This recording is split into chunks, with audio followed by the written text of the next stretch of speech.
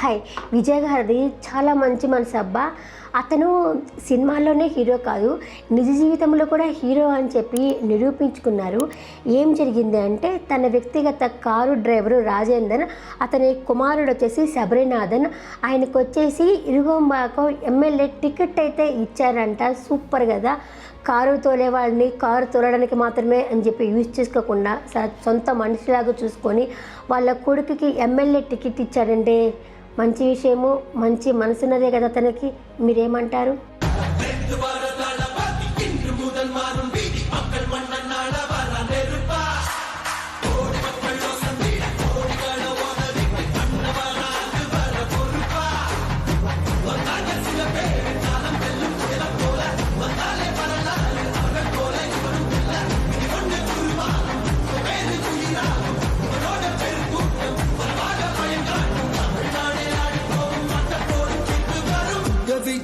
Vijay ఇర్రన్న వరన్నా